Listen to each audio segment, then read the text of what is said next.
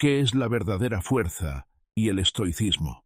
Estás acostumbrado a pensar que la fuerza es la capacidad de soportarlo todo sin quejarte, de seguir adelante incluso cuando todo por dentro se rompe, que la resiliencia es simplemente no rendirse a cualquier precio, suprimiendo las emociones e ignorando el cansancio. Pero en esta idea hay un error. Convierte la fuerza en violencia contra uno mismo. La verdadera fuerza es diferente. No se trata de resistirlo todo en silencio, ni de apretar los dientes hasta el final. Se trata de claridad al percibir la realidad, de ver la situación tal como es, sin ilusiones, sin exageraciones y sin pánico. Una persona fuerte no es la que no siente dolor, sino la que entiende qué hacer con ese dolor. En el corazón del estoicismo hay una idea simple, pero profunda. En el mundo hay cosas que dependen de ti, y cosas que no dependen de ti. Y gran parte del sufrimiento surge cuando una persona confunde ambas. Intenta controlar decisiones ajenas, el pasado, las casualidades y circunstancias que no se pueden cambiar, mientras ignora el único espacio de influencia real: sus pensamientos, sus reacciones y sus acciones. El estoicismo no propone eliminar las emociones ni volverse frío. Enseña a no ser su prisionero. Una emoción puede aparecer, pero la decisión siempre sigue siendo tuya. Entre el evento y tu reacción existe un espacio de elección, y en ese espacio nace la libertad. Esta filosofía no trata de alejarse de la vida, sino de participar en ella de una forma más profunda. Cuando dejas de gastar energía luchando contra lo que ya ocurrió o no depende de ti, aparece un recurso nuevo, el de actuar donde realmente tiene sentido. Empiezas a responder, no de forma automática, sino consciente. Históricamente, estas ideas han ayudado a las personas a atravesar todo tipo de pruebas, desde la pérdida de seres queridos hasta el colapso de planes o crisis sociales. Personas comunes usaban el estoicismo como un soporte interno cuando la realidad externa se volvía inestable. No prometía una vida fácil, pero sí estabilidad interior. La clave está en no ceder al primer impulso. El impulso siempre busca respuestas rápidas, pero no siempre razonables. Ofensa, ira, pánico o abandono de la acción. El estoicismo propone otro camino: la pausa, la reflexión y la elección. Y en ese instante se separa la vida reactiva de la vida consciente. La verdadera estabilidad no significa ausencia de dificultades. Significa la capacidad de seguir siendo funcional incluso en la incertidumbre. Puedes sentir estrés, decepción o miedo, y aún así no perder la capacidad de pensar y actuar. No es represión emocional, es dirección de la atención y del comportamiento. Esta estabilidad interna no se forma en la teoría, sino en las situaciones cotidianas. Cuando algo sale mal, cuando enfrentas críticas, cuando los planes se derrumban o tienes que empezar de nuevo, ahí se entrena el carácter. Pequeños momentos de resistencia y elección construyen una gran fortaleza. Es importante entenderlo. La fuerza no es no caer, sino poder levantarse sin destruir el propio eje interno. La persona que sabe adaptarse se recupera más rápido y depende menos de las circunstancias externas.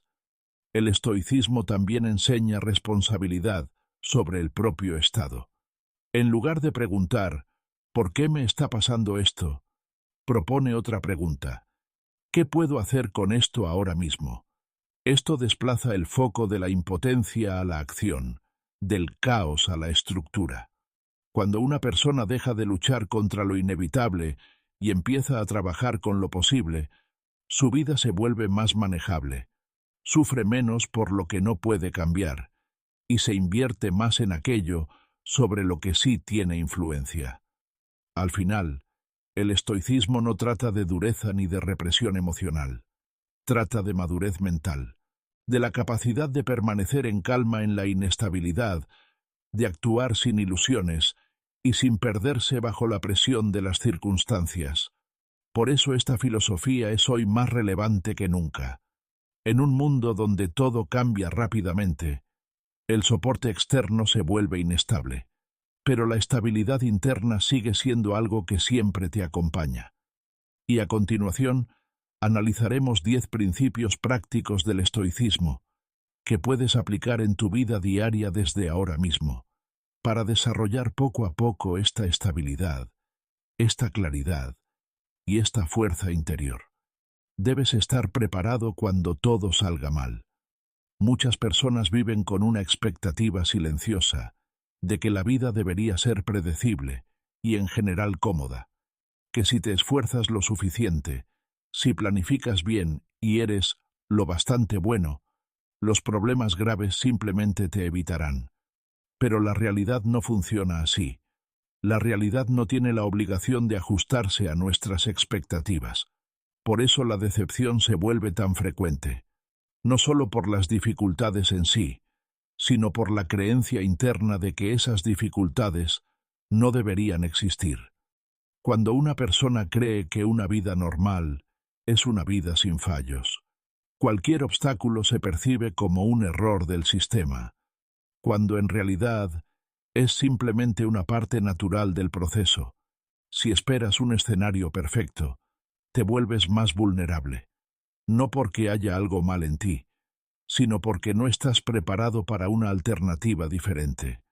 Ahí aparece una debilidad oculta, no en la existencia de problemas, sino en la falta de preparación para ellos. La fuerza comienza donde terminan las ilusiones. No está relacionada con evitar dificultades o confiar en la suerte. Al contrario, se forma a través de la disposición interna a enfrentarse a la realidad en cualquiera de sus formas. No es pesimismo, es claridad. Estar preparado no significa esperar lo peor todo el tiempo. Significa comprender que los acontecimientos pueden desarrollarse de muchas maneras, y que tú puedes afrontar cualquiera de esos resultados. Esta postura reduce la fragilidad emocional, porque dejas de ver los problemas como algo anormal. Una mente que no está entrenada para las dificultades se sobrecarga fácilmente ante el primer fallo serio. La más mínima desviación del plan puede generar estrés, confusión o bloqueo. Pero cuando una persona ha desarrollado la capacidad de tolerar la incertidumbre, responde con más calma y se adapta más rápido. Es importante distinguir entre comodidad y estabilidad. La comodidad hace la vida agradable en el momento, pero no prepara para situaciones difíciles. La estabilidad, en cambio, requiere un esfuerzo interno, la capacidad de mantenerse centrado cuando las circunstancias se salen de control. La verdadera preparación para las dificultades no ocurre en el momento de la crisis, sino mucho antes, en las reacciones diarias. Cuando aprendes a no evitar tareas difíciles, a no posponer decisiones incómodas y a no derrumbarte por pequeños fracasos, estás construyendo una base estable. La vida inevitablemente incluye incertidumbre. Situaciones impredecibles aparecen constantemente. Cambios de planes, errores, circunstancias externas fuera de tu control. No es una excepción. Es el fondo permanente de la realidad. Y cuanto antes aceptas esto, menos energía pierdes resistiéndolo. La resistencia a la realidad suele aparecer como un diálogo interno. Esto no debería haber pasado. Es injusto. No estaba preparado para esto. Pero estos pensamientos no cambian nada. Solo aumentan la tensión. Mucho más útil es dirigir la atención a otra pregunta. ¿Qué se puede hacer ahora? Cuando dejas de gastar energía en la negación, recuperas acceso a la acción. Y la acción devuelve la sensación de control. No sobre el mundo, sino sobre tu propia respuesta y el siguiente paso. La estabilidad no significa ausencia de emociones, no es frialdad ni indiferencia. Es la capacidad de no romperte bajo su influencia. Puedes sentir miedo, decepción o cansancio, y aún así seguir avanzando, aunque sea lentamente. Este enfoque crea un soporte interno, un soporte que no depende de las condiciones externas, porque no se basa en lo que ocurre fuera, sino en cómo respondes a ello. Por eso dos personas en la misma situación pueden sentirse completamente diferentes. Una se pierde, la otra se adapta. El entrenamiento de esta estabilidad ocurre a través de pequeñas dificultades cotidianas. Cada vez que no evitaste una conversación difícil, que no pospusiste una decisión importante o que no te rendiste tras un fracaso, fortaleciste tu capacidad de soportar más presión en el futuro. Con el tiempo aparece una cualidad clave, la presencia interna, un estado en el que no te deshaces ante el caos inicial, sino que mantienes claridad mental y capacidad de elegir tu acción.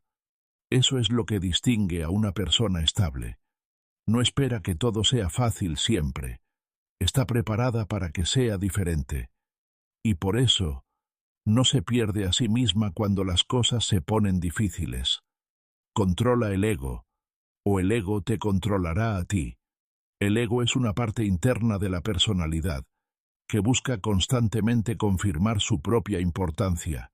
Quiere tener la razón, quiere ganar discusiones, quiere recibir reconocimiento, y no tolera la sensación de estar equivocado. En una forma moderada, puede dar seguridad, pero sin control, empieza a dirigir el comportamiento de la persona. El problema del ego es que no se orienta hacia la realidad ni hacia el crecimiento, sino hacia la protección de la imagen de uno mismo. No le importa cuánto hayas mejorado, sino cómo te ves ante los demás y ante ti mismo. Por eso, la persona deja de actuar de forma racional y empieza a reaccionar. Cuando el ego toma el control, las decisiones dejan de ser objetivas. En lugar de analizar la situación, aparece la necesidad de demostrar que uno tiene razón. En lugar de aceptar la crítica con calma, surge la defensa, las justificaciones o la agresión. La persona ya no busca la verdad, busca proteger su opinión a cualquier precio. Este estado limita el desarrollo sin que se note. Si no puedes reconocer un error, dejas de aprender. Si percibes la retroalimentación como un ataque, te cierras a ella. Si intentas constantemente parecer mejor de lo que eres, empiezas a vivir en una imagen y no en la realidad. Una de las principales consecuencias de un ego descontrolado es la pérdida de flexibilidad mental. La persona se aferra a sus ideas y evita la información que las contradice. Esto crea una ilusión de estabilidad, pero en realidad reduce la capacidad de adaptación y crecimiento. Además, el ego aumenta la vulnerabilidad a los factores externos. Cuando la autoestima depende de la aprobación de los demás, cualquier desacuerdo o crítica se percibe como una amenaza. Incluso comentarios neutros pueden generar una reacción emocional intensa, porque no afectan a la situación, sino a la imagen de uno mismo. En este estado, la persona se vuelve dependiente de la evaluación externa. El elogio eleva la confianza por un momento, la crítica la destruye, y así se forman altibajos emocionales, donde el estado interno depende constantemente de la reacción de los demás. La verdadera fuerza es diferente. No consiste en suprimir la confianza, ni en renunciar al respeto propio. Al contrario, la confianza sana es estable y no necesita validación constante. No se basa en la opinión de los demás, sino en la comprensión interna de las propias acciones y su calidad. Controlar el ego no significa destruirlo. Significa ser capaz de notar cuándo empieza a influir en el comportamiento y no seguirlo automáticamente. Es el espacio de pausa entre el impulso y la reacción, donde aparece la posibilidad de elegir. Cuando una persona deja de vivir para impresionar, empieza a actuar para lograr resultados.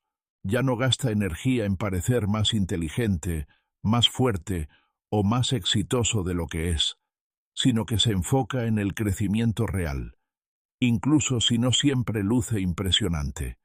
La humildad, en este contexto, no tiene nada que ver con disminuirse a uno mismo. No es falta de confianza, ni subestimación de las propias capacidades. La humildad es la comprensión clara de que no tienes todo el conocimiento, de que tu punto de vista puede ser incompleto y de que aprender es un proceso continuo. Una persona con este enfoque no ve los errores como una amenaza, los ve como información. Puede decir, me equivoqué, no como una derrota, sino como una corrección del rumbo. Esto la hace más estable y menos dependiente emocionalmente de la evaluación externa. Curiosamente, estas personas suelen lograr más, porque aprenden más rápido, se adaptan con mayor facilidad y no desperdician energía defendiendo su imagen. Su energía no va hacia la autodefensa, sino hacia el desarrollo. El control del ego también mejora la calidad de las relaciones. La persona empieza a escuchar, en lugar de esperar su turno para hablar. Puede aceptar otro punto de vista, sin necesidad de refutarlo inmediatamente. Esto hace que la interacción sea más tranquila y más constructiva. Al final, trabajar con el ego es trabajar con la libertad interior. Cuanto menos dependes de tener la razón y de ser aprobado, más espacio aparece para el crecimiento, la claridad y las decisiones conscientes. Y aquí es donde aparece la verdadera madurez. No en ganar discusiones, sino en saber salir de ellas cuando no tienen sentido. No en demostrar tu valor, sino en no dudar de él por la opinión de otros. El fracaso no es el final, sino parte del aprendizaje. El fracaso a menudo se percibe como una catástrofe personal, como una prueba de que no eres lo suficientemente inteligente, no eres lo suficientemente fuerte, o elegiste el camino equivocado. Pero esta forma de verlo no es la realidad, es solo una interpretación. El error en sí mismo no tiene el significado de derrota, hasta que tú se lo das. En realidad, el fracaso es un elemento natural de cualquier proceso de crecimiento. Toda acción que implica incertidumbre incluye inevitablemente la posibilidad de error. Y cuanto más compleja es la meta, más irregular se vuelve el camino hacia ella. El error, en este contexto, no es una desviación de la norma, es la propia norma del desarrollo. Cuando una persona empieza a ver el fracaso como una señal de que algo está mal en ella, automáticamente se limita, comienza a evitar nuevos intentos para no enfrentarse a la incomodidad del error. Y así, el miedo al fracaso se vuelve más fuerte que el deseo de crecer, y la persona se queda estancada. Pero si se mira más profundamente, cada fracaso contiene información. Muestra qué no funcionó, dónde hubo una sobreestimación, qué preparación faltó, o qué no se entendió del todo. El error no es solo un resultado negativo, es retroalimentación de la realidad. En este sentido, el fracaso no es una parada, sino una corrección del rumbo. Indica qué acciones deben revisarse, qué decisiones no fueron precisas y qué habilidades necesitan desarrollarse. Sin este mecanismo de retroalimentación, el crecimiento sería ciego. Es importante entenderlo claramente. Nadie se vuelve más fuerte sin errores. Si una persona nunca falla, no significa éxito excepcional, sino ausencia de salida de su zona habitual. El crecimiento siempre implica entrar en lo desconocido, y por tanto, la posibilidad de equivocarse. Las personas que alcanzan grandes resultados no se diferencian por no caer, sino por su relación con la caída. No ven el fracaso como un punto final, sino como una etapa intermedia que requiere análisis y ajuste. Después de un error, no se quedan atrapados emocionalmente, sino que procesan la experiencia. Se preguntan, ¿qué salió mal? ¿Qué no tuve en cuenta? ¿Qué puedo cambiar la próxima vez? Este enfoque convierte cada fracaso en una herramienta de mejora. En contraste, la persona que percibe el fracaso como una derrota personal suele detenerse, evita intentarlo de nuevo, o actúa desde el miedo, y eso genera aún más tensión y menor eficacia. Al final, el error deja de ser un problema externo y se convierte en una barrera interna. La capacidad de soportar el fracaso es un elemento clave de la estabilidad. No significa ausencia de emociones. La decepción, la frustración o el cansancio después de un error son naturales. Pero lo importante es el siguiente paso: quedarse en ese estado o usarlo como transición hacia el análisis y la acción. Hay una diferencia fundamental entre he fallado y soy un fracaso. Lo primero es una descripción de un evento. Lo segundo es una identidad fija. Y la confusión entre ambas cosas es lo que hace destructivo al fracaso. Cuando un evento se convierte en etiqueta, empieza a definir la autoestima y bloquea nuevos intentos. La estabilidad psicológica se forma a través de la experiencia repetida de recuperación. Cada vez que, después de un error, no te detienes, sino que sigues avanzando, refuerzas tu base interna. Aprendes que el fracaso no destruye tu capacidad de actuar. Con el tiempo aparece una cualidad importante: la adaptabilidad, la capacidad de reajustarse rápidamente después de los cambios y mantener la eficacia en nuevas condiciones.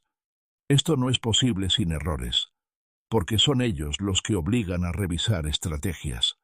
Curiosamente, el miedo al fracaso suele ser más fuerte que el propio fracaso. Las personas sufren más por la anticipación que por la experiencia real.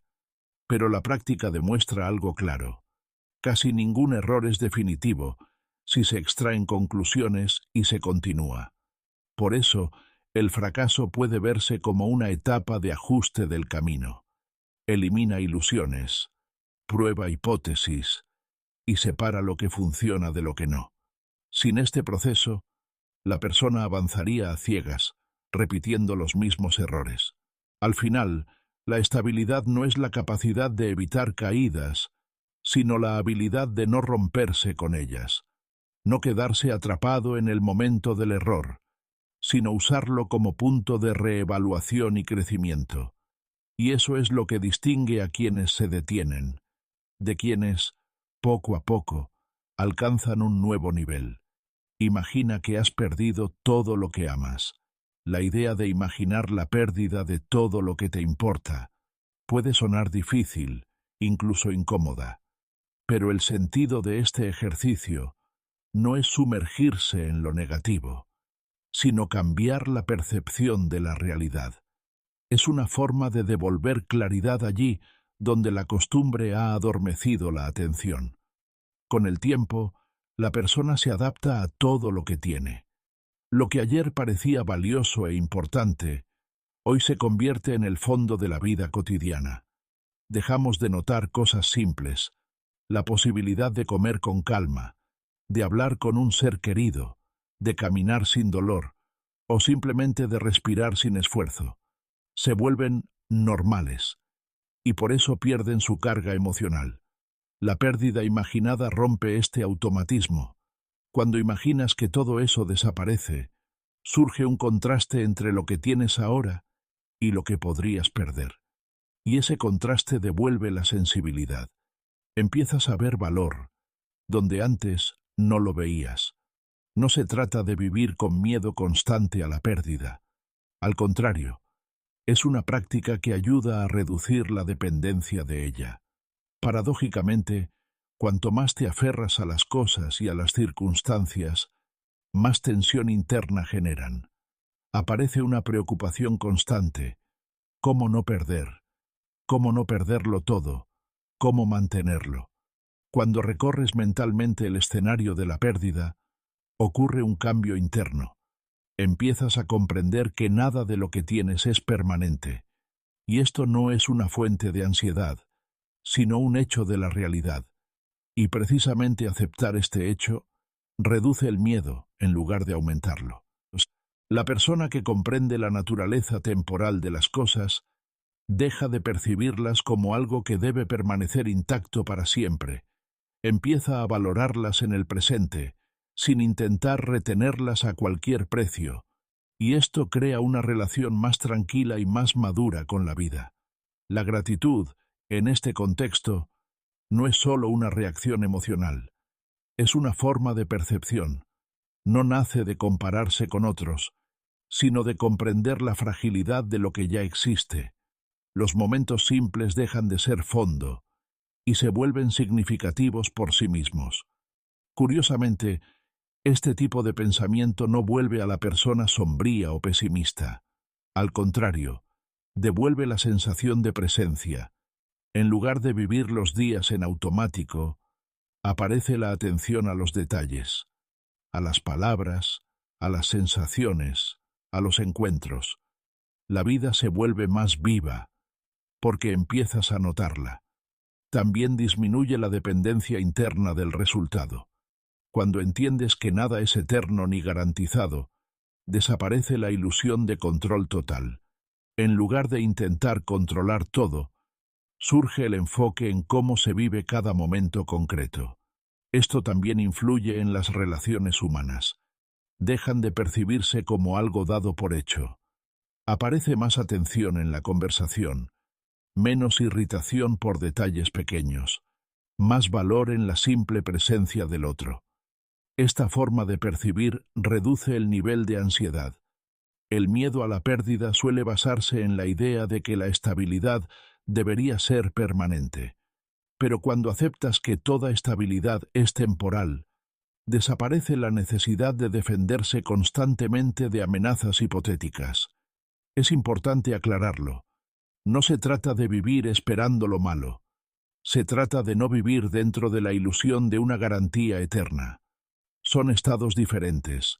Uno genera ansiedad, el otro genera claridad. La conciencia de la fragilidad de la vida no la hace menos valiosa, la hace más significativa. Empiezas a actuar con más atención, a elegir con más conciencia y a posponer menos lo importante, porque entiendes que el momento presente ya es valioso, independientemente de lo que venga después. Poco a poco se forma un equilibrio interno. No intentas retenerlo todo con fuerza, pero tampoco pierdes la implicación en la vida. Es un estado donde coexisten la calma y la participación activa. Y precisamente ahí está el efecto de esta práctica. No elimina la alegría, la vuelve más estable. No a través de la idea de la pérdida como amenaza, sino a través de la comprensión del valor de lo que ya existe aquí y ahora. Cada vez que pospones una acción, te debilitas a ti mismo. La procrastinación rara vez parece un problema serio en el momento. Normalmente empieza de forma pequeña. Lo haré más tarde. Ahora no es el momento. Empiezo mañana. Parece algo inofensivo, porque externamente no ocurre nada crítico, pero internamente se produce un cambio importante. Empiezas a acostumbrarte a no actuar cuando sabes que deberías hacerlo. Con el tiempo, esto deja de ser una serie de decisiones aisladas y se convierte en un patrón estable. El cerebro comienza a buscar razones para posponer la tarea incluso antes de empezar. Así se forma un hábito de evitación, que poco a poco reemplaza a la disciplina. El efecto principal de la procrastinación no es que las tareas se retrasen, sino que se erosiona la confianza en uno mismo. Cada vez que dices, lo haré más tarde, y no cumples a tiempo, tu sensación interna de fiabilidad disminuye un poco. Es casi imperceptible, pero el efecto acumulado es significativo. La persona empieza a sentir tensión interna. Sabe que hay cosas sin terminar, pero no las afronta. Esto genera una sensación de culpa de fondo, no siempre consciente, pero presente. Aparece cansancio sin razón clara, irritabilidad y una sensación de sobrecarga constante. Una de las paradojas de la procrastinación es que cuanto más pospones una tarea, más difícil parece. Objetivamente no cambia nada, pero en la percepción interna crece. Esto ocurre porque el cerebro asocia la tarea con incomodidad y tensión, y cada vez que piensas en ella, aumenta la resistencia interna. Al final, se forma un ciclo cerrado. Pospones flecha, la tarea parece más difícil. Flecha aumenta la resistencia. Flecha vuelves a posponer. Y este proceso no necesita factores externos. Se mantiene únicamente por reacciones internas. Es importante entender que la procrastinación no es solo un problema de tiempo o planificación. Es un problema de acción. La diferencia entre una persona que progresa y otra que se estanca muchas veces no está en el conocimiento o en las oportunidades, sino en la capacidad de empezar a hacer lo que resulta incómodo. La acción en condiciones de incertidumbre es un elemento clave del crecimiento. Casi ninguna tarea importante comienza con una sensación de preparación total. Esperar el momento perfecto crea una ilusión de control, pero en la práctica, ese momento rara vez llega. La vida sigue siendo incierta, y la preparación solo se forma en el movimiento. Por eso actuar incluso con miedo es fundamental. El miedo no desaparece antes de empezar, disminuye durante la acción. Cuando comienzas a moverte, recibes retroalimentación de la realidad, y la incertidumbre se reduce poco a poco. Eso hace que el siguiente paso sea más fácil. Cada acción realizada a pesar de la resistencia fortalece la disciplina interna. No es un efecto inmediato, sino acumulativo. Empiezas a formar el hábito de no obedecer al malestar momentáneo. Y con el tiempo, esto se convierte en parte del carácter. La estrategia opuesta, esperar el estado correcto, crea dependencia de las condiciones. La persona solo actúa cuando se siente cómoda, motivada o segura. Pero esos estados son inestables y no siempre están disponibles. Como resultado, la eficacia se vuelve aleatoria, en lugar de controlada. El progreso comienza cuando aparece la disposición a actuar sin garantías de resultado. Esto significa aceptar la incertidumbre como norma, no como problema. No esperas a que desaparezcan el miedo o las dudas. Los utilizas como parte del proceso. Cada pequeña acción en este estado tiene más peso del que parece. No solo avanza la tarea, también construye estabilidad interna. Empiezas a ver que puedes actuar incluso sin sentir seguridad, y ese conocimiento reduce poco a poco la resistencia. Al final, la procrastinación no es solo un hábito de posponer. Es una forma de evitar la tensión interna, pero el precio de esa evitación es alto. Pérdida de energía, claridad y control sobre la propia vida. Cuando dejas de posponer y empiezas a actuar antes de que aparezca el estado perfecto, recuperas el control, no a través del control de las circunstancias, sino a través del control de tus propios pasos. Es fácil criticar a los demás, pero eso no cambia nada. Criticar a los demás es lo más sencillo que existe. Casi siempre es posible notar que alguien actuó mal, dijo algo incorrecto, o no hizo lo suficiente. Desde fuera, cualquier situación parece más clara que desde dentro. Por eso surge una sensación de superioridad y el derecho a juzgar. Pero la crítica, por sí sola, rara vez produce un cambio real. El problema de la crítica es que no exige responsabilidad. Puedes señalar errores ajenos, sin cambiar nada en tu propia vida. Esto crea una ilusión de actividad. Parece que analizas, que entiendes, que influyes, pero en realidad sigues en la posición del observador, sin asumir consecuencias de tus palabras. La verdadera influencia comienza donde termina el juicio y empieza la acción. Las personas reaccionan mucho más a lo que ven, que a lo que escuchan. El comportamiento siempre es más convincente que los argumentos, porque está respaldado por la realidad, no solo por palabras. Cuando alguien habla constantemente de cómo debería vivirse, pero no sigue esos principios, sus palabras pierden peso. Aparece una brecha entre lo que dice y lo que hace, y esa brecha es lo que los demás perciben. Con el tiempo, la confianza en esas palabras disminuye, incluso si son correctas en teoría. En cambio, una persona que actúa de forma coherente y tranquila influye sin necesidad de convencer. Su comportamiento se convierte en una referencia por sí mismo. Esta influencia no es agresiva, ni impuesta. Surge de manera natural, a través de la observación. Ser un ejemplo no significa ser perfecto. No se trata de no equivocarse nunca, ni de parecer siempre correcto.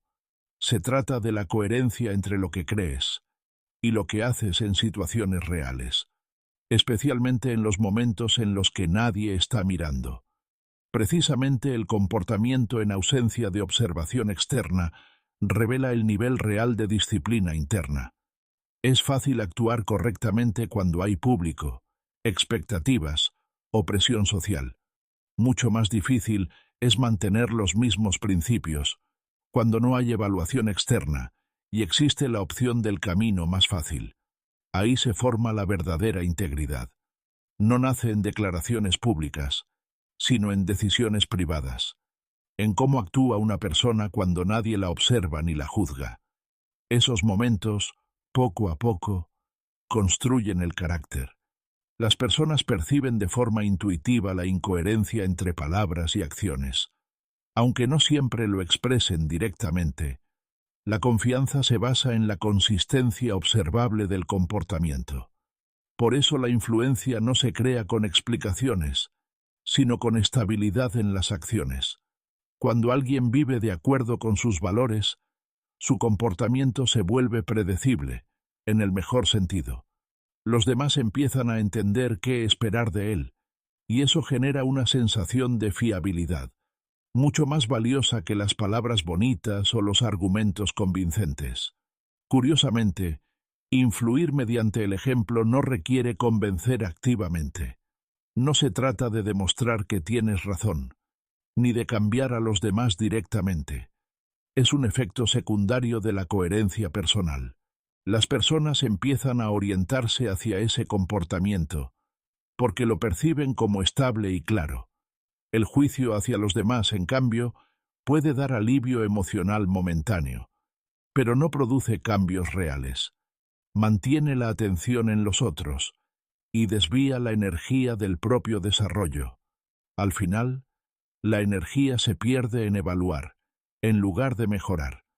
El paso de la crítica al ejemplo es un cambio del control externo al control interno. En lugar de intentar regular a los demás, la persona se enfoca en construir su propio comportamiento. Esto no solo es más efectivo, sino también más estable a largo plazo. Con el tiempo, esta postura genera respeto, no porque se lo busque directamente, sino porque las acciones se convierten en un punto de referencia para otros. El respeto aquí no es el resultado de la persuasión, sino de la coherencia observada. Es importante entenderlo. Ser un ejemplo no es un papel ni una imagen que haya que sostener. Es una forma de vivir, en la que no hay separación entre lo que se dice y lo que se hace. Cuando los principios internos y el comportamiento externo coinciden, desaparece la tensión entre quién crees ser y cómo actúas. Y en ese estado surge la verdadera influencia, una influencia tranquila, estable, y que no depende de la aprobación de los demás. Los eventos, por sí mismos, no tienen poder sobre ti. A menudo percibimos lo que ocurre como si los eventos externos controlaran directamente nuestro estado interno. Alguien dice algo desagradable y nos sentimos humillados. Algo no sale como estaba planeado y aparece una sensación de catástrofe. Pero, si observamos con más atención, se vuelve claro que el evento en sí no contiene dolor ni significado. Todo eso aparece después en nuestra interpretación. Entre lo que ocurre y lo que sientes, siempre existe un elemento intermedio, la percepción. Es un proceso interno en el que evalúas la situación, le das significado y decides cómo responder. Es ahí donde se forma la experiencia, no en el evento en sí. Un insulto, por ejemplo, es solo un conjunto de palabras. Su significado y su fuerza solo aparecen cuando las aceptas como algo relevante para tu identidad. Si no les das el estatus de amenaza o de verdad, permanecen como ruido, sin afectar tu estado interno. Lo mismo ocurre con el fracaso. El evento en sí es simplemente el resultado de una acción en ciertas condiciones. Pero convertir ese resultado en una catástrofe es ya un paso mental. En un caso, es información sobre lo que no funcionó. En el otro, es una etiqueta que define la autoestima y provoca una caída emocional. La diferencia entre estos dos enfoques es enorme. En el primero, la persona conserva la capacidad de analizar y seguir avanzando. En el segundo, queda atrapada en una reacción emocional que bloquea la acción. La mente humana tiende automáticamente a asignar peso emocional a los eventos. Es un mecanismo evolutivo, evaluar rápidamente la amenaza y reaccionar. Pero en el mundo moderno, muchas situaciones no son amenazas reales, aunque se perciban como tales. Palabras, errores, retrasos o fracasos rara vez implican peligro directo, pero pueden generar fuertes reacciones internas. Por eso, la capacidad de separar el evento de su interpretación se vuelve una habilidad esencial. No se trata de ignorar lo que ocurre, sino de comprender su naturaleza con claridad. No niegas el hecho, pero tampoco le añades un contenido emocional innecesario. Cuando una persona no es consciente de esta diferencia, empieza a vivir en un estado de reactividad constante. El mundo externo se convierte en una fuente de oscilaciones emocionales. Cualquier evento puede cambiar su estado interno de forma brusca. En este modelo, la persona se siente vulnerable, dependiente de las circunstancias. Pero en el momento en que aparece la comprensión de que la reacción se forma dentro de ti, surge un espacio de elección. Puedes notar el primer pensamiento automático y no seguirlo. Puedes reevaluar el significado del evento y cambiar su interpretación. No es un proceso inmediato, pero es lo que devuelve la sensación de control interno. La libertad, en este contexto, no es la ausencia de situaciones difíciles. Estas seguirán ocurriendo, independientemente de tu voluntad. La libertad es la capacidad de no ser capturado automáticamente por su significado. Es la posibilidad de no convertir cada evento en una historia emocional que dirige tu comportamiento. Por ejemplo, un error en el trabajo puede interpretarse como prueba de incompetencia o como una señal para mejorar el proceso. El evento es el mismo, pero las consecuencias psicológicas son completamente diferentes. En el primer caso, la persona pierde confianza y evita actuar. En el segundo, ajusta su estrategia y continúa. Lo mismo ocurre en la comunicación.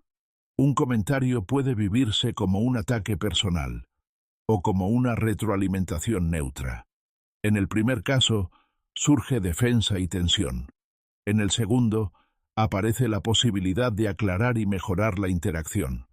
Con el tiempo, se vuelve evidente que no son los eventos los que determinan la calidad de vida, sino la forma habitual de interpretarlos. Este filtro interno crea el tono general de la experiencia, o bien tensión constante y vulnerabilidad, o bien estabilidad y claridad. Es importante entender que no se trata de reprimir emociones. Las emociones surgen de forma natural, y no necesitan ser bloqueadas. Se trata de no convertirlas en la única fuente de verdad. La emoción es una señal, pero no una conclusión final. Cuando dejas de asignar automáticamente significados destructivos a los eventos, aparece un espacio para la respuesta consciente. Puedes reconocer el hecho, pero elegir tu reacción. Puedes sentir la emoción, pero no permitir que controle tus acciones. Y aquí ocurre el cambio clave. La vida no deja de ser compleja, pero deja de ser incontrolable dentro de ti. Empiezas a ver que entre el evento y tu reacción siempre existe un momento de elección. Y es ese momento el que determina cómo vives lo que ocurre. La calma a menudo se confunde con pasividad. En la percepción cotidiana, una persona calmada suele parecer indiferente. Si alguien no alza la voz, no discute con emoción y no reacciona de forma brusca, se crea la impresión de que no le importa o de que no es capaz de defenderse. Pero esta es una comprensión superficial. En realidad, la calma no es ausencia de reacción, sino control de la reacción. La impulsividad a menudo se percibe como una señal de fuerza o decisión, una respuesta rápida, una palabra dura, una reacción inmediata. Pueden parecer seguridad. Sin embargo, detrás de esto rara vez hay conciencia. En la mayoría de los casos, es una reacción automática que ocurre antes de que la persona tenga tiempo de evaluar la situación. El comportamiento impulsivo no es control, es su ausencia. En el momento del estallido, la persona no elige su respuesta, sigue el primer impulso que surge bajo la emoción. Puede ser miedo, irritación, ofensa o la necesidad de protegerse. Pero en cualquier caso, la decisión no es consciente, sino reactiva. El problema de la impulsividad es que reduce la percepción. En un estado de tensión emocional, la atención se centra en la amenaza o el estímulo, y el resto de la situación desaparece del campo de visión. La persona deja de ver el contexto, las alternativas y las consecuencias a largo plazo. Como resultado, la reacción puede ser intensa, pero ineficaz. Alivia la tensión en el momento, pero a menudo crea nuevos problemas después. Los conflictos se intensifican, los malentendidos aumentan, y la energía se pierde en consecuencias que podrían haberse evitado. La calma funciona de otra manera. No suprime las emociones, pero crea espacio entre el estímulo y la respuesta.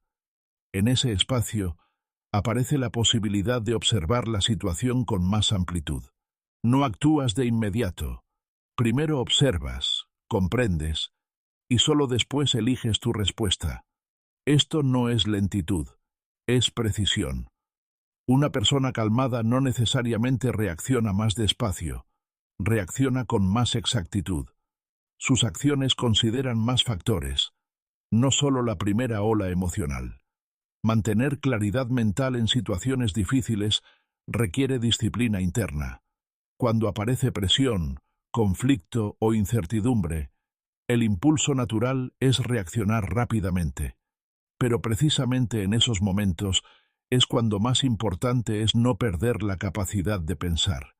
Una persona que sabe mantenerse en calma no entra en la escalada emocional, no absorbe la tensión ajena y no la amplifica automáticamente.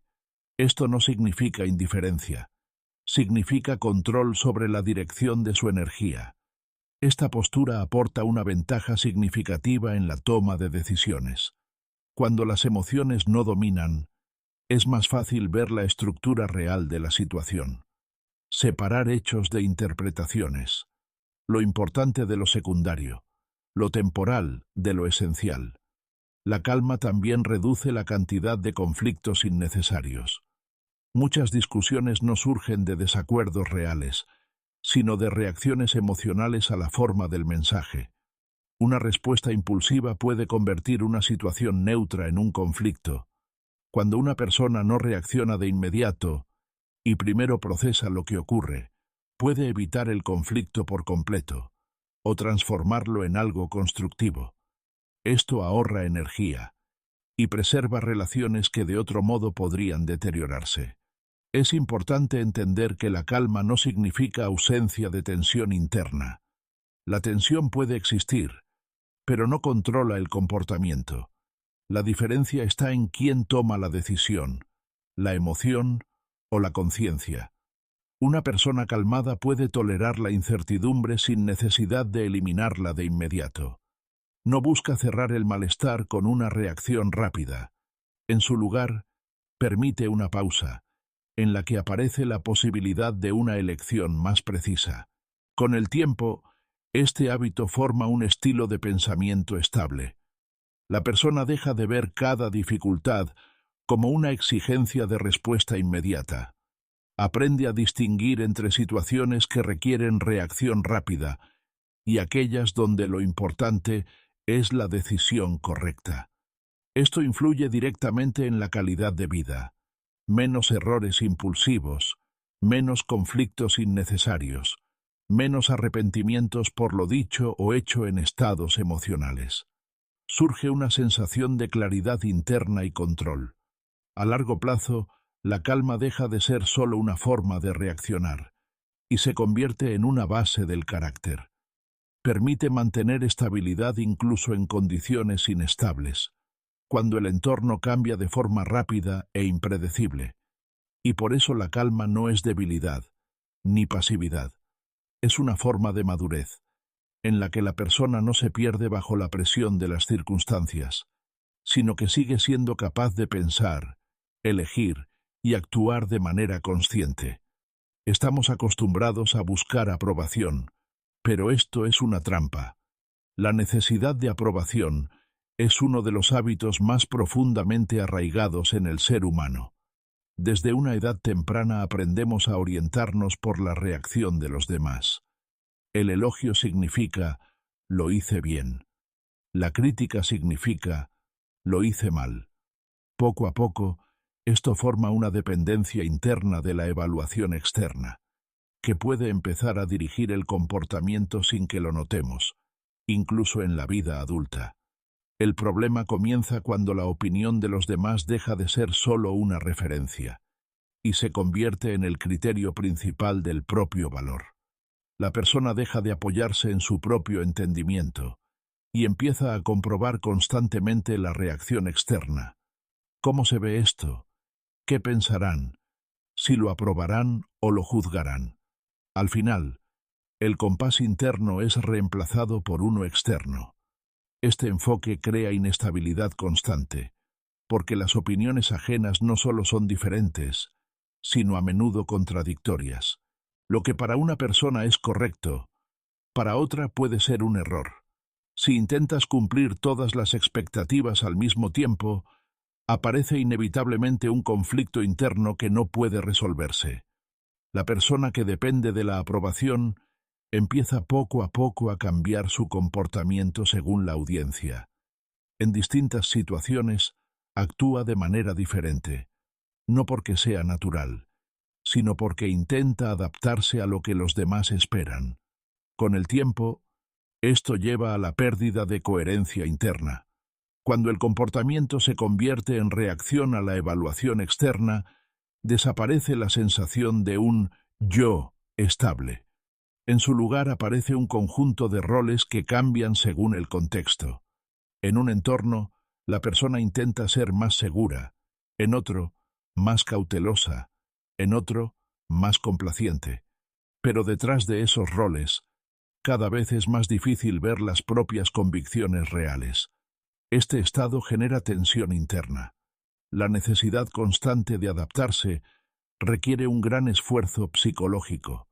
La persona empieza a cansarse, no de las acciones en sí, sino de la distancia entre lo que es y lo que intenta parecer.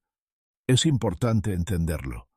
La opinión de los demás no define tu identidad. Es solo un reflejo del punto de vista de otra persona, formado por su experiencia, sus creencias y su percepción. Pero ese reflejo no es una evaluación objetiva de tu esencia. No describe quién eres por completo, sino solo una interpretación de tu comportamiento en un momento concreto. Cuando esta comprensión se vuelve estable, desaparece la necesidad de defenderse o cambiar constantemente ante cada opinión. Empiezas a distinguir: esto es información sobre cómo me perciben, pero no una definición de quién soy. Si una persona cambia constantemente para agradar a todos, poco a poco pierde su base interna. Exteriormente puede parecer flexibilidad o adaptabilidad, pero internamente se convierte en dependencia de la reacción ajena. El comportamiento deja de surgir de principios internos y empieza a formarse a partir de expectativas externas. Como resultado, cada interacción comienza a evaluarse a través del filtro de la aprobación. ¿Lo he dicho bien? ¿He impresionado? ¿He parecido tonto? Estas preguntas desplazan el foco del contenido de la vida a su apariencia externa, y eso reduce la calidad de la experiencia misma. Especialmente peligroso es que la dependencia de la aprobación hace a la persona vulnerable a la crítica. Cualquier desacuerdo se percibe no como una opinión, sino como una amenaza a la autoestima. Esto crea oscilaciones emocionales. El elogio eleva temporalmente la confianza, la crítica la derrumba. Pero el valor de una persona no puede cambiar objetivamente según reacciones externas. No crece con los aplausos, ni disminuye con los comentarios negativos. El elogio puede ser agradable, la crítica puede ser útil, pero ninguna de ellas define tu esencia. La verdadera estabilidad aparece cuando dejas de construir tu autoestima sobre señales externas. Esto no significa ignorar la retroalimentación, sino ser capaz de verla como información, no como un veredicto. Cuando una persona se libera de la necesidad de cumplir constantemente con expectativas, aparece espacio para decisiones auténticas. Empieza a actuar desde sus propios valores, y no desde el miedo al juicio o el deseo de agradar. Esto no la vuelve cerrada ni indiferente a los demás. Al contrario, puede considerar distintos puntos de vista, pero no permite que estos determinen sus acciones de forma automática. Mantiene un centro interno estable, independientemente de la evaluación externa. La libertad, en este contexto, no es la ausencia de opiniones alrededor, sino la ausencia de dependencia de ellas. Es un estado en el que puedes escuchar a los demás, sin perderte en el proceso. No te disuelves en las expectativas, sino que sigues siendo el punto de apoyo de tus propias decisiones. Y ahí comienza una forma de vida más madura, donde tus acciones no están guiadas por el deseo de agradar, sino por la comprensión de lo que realmente es importante para ti. Tú no eres tus emociones. Uno de los errores más comunes en la forma en que nos percibimos a nosotros mismos es creer que las emociones definen la personalidad. Si sientes miedo, entonces eres débil. Si sientes tristeza, entonces algo está mal contigo. Si aparece irritación, entonces eres una mala persona. En realidad, esto es una confusión de conceptos. Estados temporales empiezan a percibirse como rasgos permanentes. Las emociones, por su naturaleza, son cambiantes. Surgen, se intensifican y desaparecen, en función de muchos factores. La situación, el cansancio, las expectativas, la experiencia pasada, incluso el estado físico, no son una parte fija de la personalidad, sino una respuesta del sistema a lo que ocurre dentro y fuera. Pero la mente suele hacer otra interpretación. Convierte la emoción en una etiqueta. En el momento del miedo, una persona puede pensar: soy un cobarde. En la tristeza, estoy roto. En la ansiedad, no voy a poder con esto. Así aparece la identificación, donde un estado temporal se percibe como una esencia. Esta identificación es peligrosa, porque reduce la percepción y limita el comportamiento. Si alguien se considera ansioso, empieza a evitar situaciones que generan ansiedad.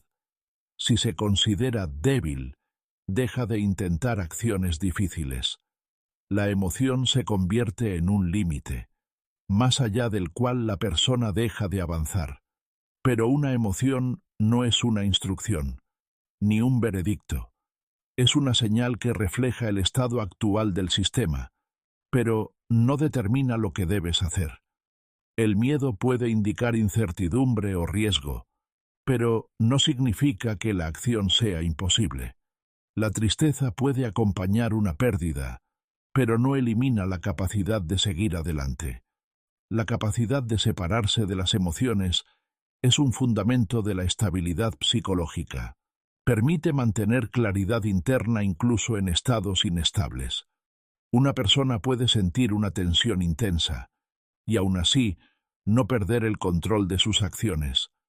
Cuando dejas de percibir las emociones como parte de tu identidad, aparece un espacio entre la experiencia y la reacción. En ese espacio surge la elección. No estás obligado a actuar inmediatamente bajo el impulso de lo que sientes. Puedes observarlo, reconocerlo, y solo después decidir qué hacer. Por ejemplo, el miedo a hablar en público no desaparece automáticamente, pero deja de ser el factor determinante. Una persona puede sentir nervios, y aún así, subir al escenario y hablar. La tristeza no exige detener toda actividad. Es posible seguir haciendo cosas importantes incluso en un estado emocional difícil. Esto no es represión emocional. La represión es ignorar o suprimir lo que se siente. Aquí se trata de otra cosa, de observación. La emoción se reconoce, pero no toma el control del comportamiento. Se convierte en parte de la experiencia, no en el centro de las decisiones. Cuando una persona se identifica con sus emociones, se vuelve dependiente de sus fluctuaciones. El buen estado de ánimo se interpreta como «estoy bien», el mal estado como «hay un problema conmigo». Esto crea la ilusión de una personalidad inestable, que cambia constantemente según el estado interno. Pero una comprensión más precisa es esta. La personalidad es relativamente estable, mientras que los estados emocionales son variables. Llegan y se van, pero no determinan la base de quién eres. Tú no eres un estallido de irritación, ni un momento de ansiedad, sino la capacidad de ser consciente de su presencia. La madurez comienza cuando aparece la observación del estado interno sin fusión con él. Es la capacidad de decir, ahora siento miedo, en lugar de soy miedo. Esta diferencia en la formulación refleja un nivel completamente distinto de percepción de uno mismo. En el primer caso, el miedo es una experiencia temporal. En el segundo, se convierte en identidad. En el primer caso, la acción sigue siendo posible. En el segundo, aparece la limitación. Una persona que sabe observar sus emociones mantiene la libertad de elección incluso en estados difíciles. Entiende que el sentimiento es un fondo, no una guía. Puede ser intenso, pero no necesariamente determinante. Por eso la madurez emocional no es ausencia de emociones, ni control rígido de las mismas. Es la capacidad de permanecer consciente dentro de ellas, sin perder la habilidad de actuar según objetivos a largo plazo y no según impulsos inmediatos. Al final, esta es la verdadera estabilidad interna, cuando las emociones están presentes, pero no dirigen tu vida en lugar de ti. Todas estas ideas no son solo pensamientos, son llaves. Existe una diferencia entre la información que simplemente lees y las ideas que cambian la forma en que piensas. La mayoría de los pensamientos pasa de largo. Pueden ser interesantes, incluso inspiradores, pero no dejan huella en el comportamiento. Sin embargo, hay otros, los que reorganizan la base interna de una persona. Esos son los que se convierten en llaves. Una llave se diferencia de una idea común, en que abre acceso a un nuevo nivel de percepción, no a más conocimiento por el simple hecho de saber, sino a una nueva forma de reaccionar ante la vida.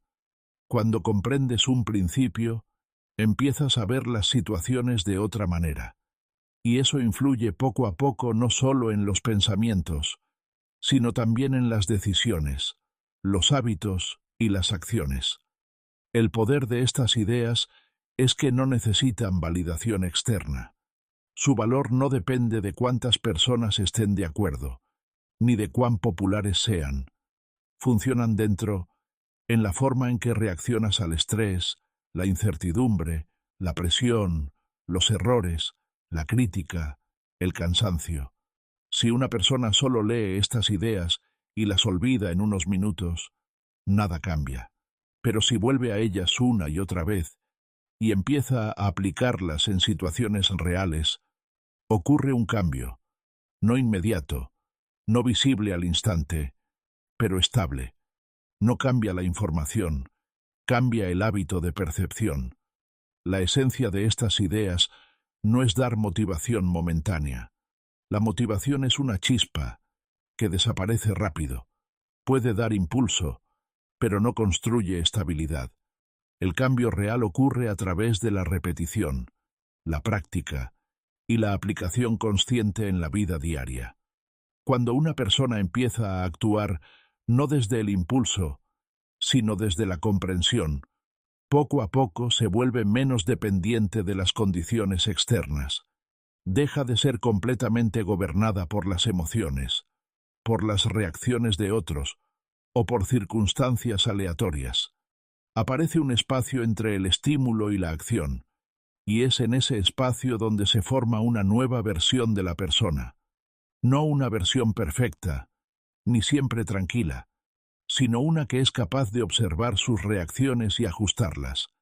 Ese es el paso del funcionamiento automático a la vida consciente. Es importante entender que este proceso no ocurre una sola vez. No es un evento, es una práctica repetida. Cada día trae situaciones en las que puedes reaccionar automáticamente, o detenerte y elegir de otra manera. Y son esas pequeñas elecciones las que forman poco a poco el carácter estable. Por ejemplo, en un momento de irritación puedes responder de inmediato, o puedes notar la emoción y no permitir que controle tus palabras. En un momento de miedo, puedes retroceder automáticamente, o evaluar la situación real, y decidir si realmente hay motivo para evitar la acción. En un momento de duda puedes detenerte, o seguir avanzando incluso sin certeza completa. Cada una de estas decisiones parece pequeña, pero es de ellas de donde se construye la trayectoria de una vida. No de grandes decisiones, sino de muchas pequeñas bifurcaciones internas. Si algunas de estas ideas han resonado contigo, no es casualidad. Significa que coinciden con el nivel de comprensión en el que te encuentras ahora. Pero la resonancia no es suficiente. Lo importante es lo que viene después. Si vuelves a estas ideas, si empiezas a aplicarlas en situaciones reales, si les permites convertirse en parte de tu forma de vivir. Porque la comprensión sin aplicación se disuelve rápidamente. Una persona puede estar de acuerdo con una idea, pero seguir viviendo según los mismos patrones de siempre. Y entonces no cambia nada, salvo una breve sensación de inspiración. El cambio real comienza con la repetición. Cuando vuelves al mismo principio una y otra vez, en diferentes situaciones, cuando la idea deja de ser teoría y se convierte en herramienta. Por eso estos pensamientos no son un punto final, sino el inicio de una práctica. No están hechos para ser solo leídos, están hechos para transformar gradualmente la forma en que respondes a la vida. Al final, la diferencia entre quien se queda donde está y quien evoluciona no está en la cantidad de conocimientos, está en cuáles de esos conocimientos se convierten en acción. Y si JJ sea una parte de estas llaves, se utiliza en momentos reales. El cambio es inevitable, no rápido, pero profundo y estable.